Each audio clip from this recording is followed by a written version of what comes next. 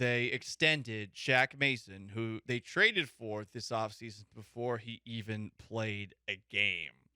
Obviously, that's not working out so well for the Houston Astros and Jose Abreu.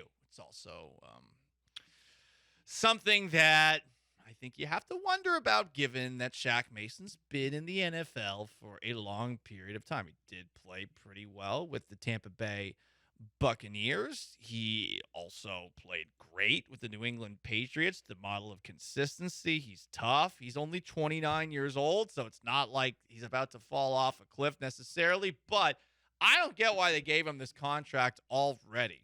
A 3-year, $36 million deal with $22 million of it guaranteed. So per his agent, it's going to make him one of the highest paid guards in the NFL. Once the details of this contract are done, this was written by Brooks Cabina of the Houston Chronicle. It's possible that a potential starting offensive line for the Texans could account for about a fifth of the team's total cap space in 2023, with Laramie Tunsil on a 3-year, $75 million extension. Then the contracts for both Juice Scruggs in the second round, Jarrett Patterson in the sixth round. And that's without giving right tackle Titus Howard an extension.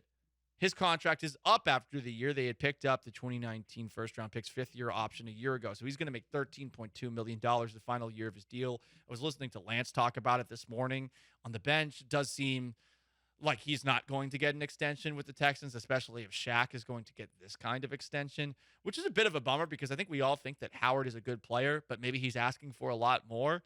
Anyway, I don't get why you would give Shaq Mason this extension now.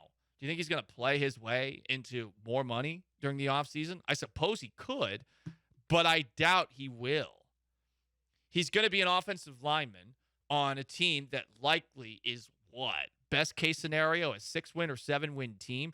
That would be held against him in any theoretical all-pro arguments or anything that could potentially up his actual value on the open market. Same kind of deal with Laramie Tunsil. Okay. Laramie Tunsil didn't get first-team All-Pro. Why? Because he played for a bad team. But you could argue he was the best left tackle in the NFL last year. You could have made that argument.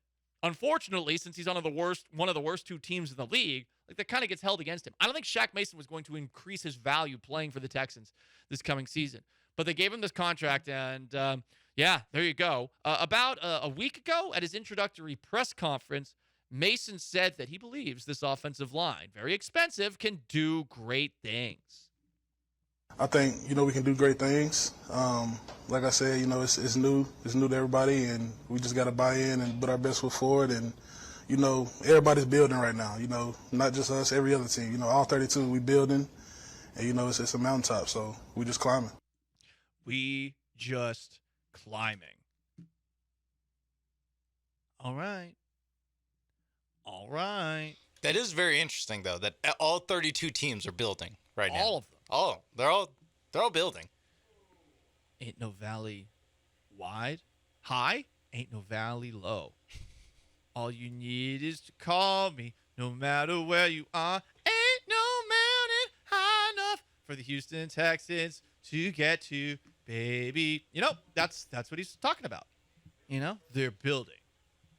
They're climbing the mountain to make the Will Anderson trade look good. Yeah. That the goal is to not give up a top 5 pick. Oh my God, you ain't kidding. Sky is the limit, by the way, per Shaq Mason. He might be fun at press conferences. Here he is talking about how, much like with a Lil Wayne song, the sky is the limit. The sky's the limit, man. I can't put no cap on it, but I know that with the guys we got in the locker room and what we're trying to build, it's gonna be a very successful team. I mean, I've been a part of successful teams in the past, and I know we had a recipe. And they got a recipe. How about that? Sky's the limit. We got the recipe. By the way, how impressed are you that I know the song "The Sky Is the Limit" by Lil Wayne? Not that impressed. You're not that impressed? No. Why? Because of what happened. Was it last week or 2 weeks ago? You know what? I forgot about this song though, and this actually used to be one of my favorite songs. You know what my favorite part of the song is? It has nothing to do with like I'm a ride with my can't say that word random A's broadcaster. Die with my finger on the trigger. I'm going to grind till I get it. No, it's not that. It's not that. Birds don't fly without my permission. I'm probably in the sky, flying with the fishes, or maybe in the ocean, swimming with all the pigeons. See, my world is different, like Dwayne Wade.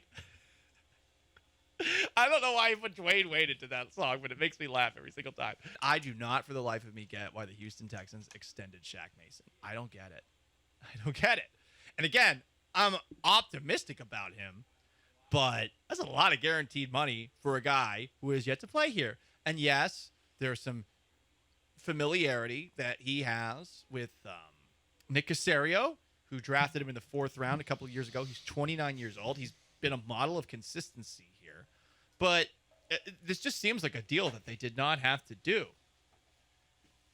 And now, if you take a look at the Texans' offensive line, with Mason's contract finalized, Laramie Tunsil, the highest paid offensive tackle with a 3-year, $75 million deal, 2 contracts that haven't even been signed, Juice Scruggs and Jarrett Patterson, and Titus Howard making $13 million this coming season. That's a lot of money to be dedicating to an offensive line that at times last year sucked. Now, you're hoping Juice Scruggs is an upgrade at center. You're hoping that Shaq Mason's going to be better than A.J. Cann at right guard, but you still need Kenyon Green to be good at left guard. It's a lot of money for a unit that has potential, certainly, and could be the best unit on the team. I'm just saying, like, why not wait to see what Shaq Mason has before giving him this contract? Seems preemptive. Does it free up cap space for you next year? Maybe it does. $22 million guaranteed, though. It seems like it's potential for this to be another one of those contracts, like with Brandon Cooks, that just kind of gets in your way.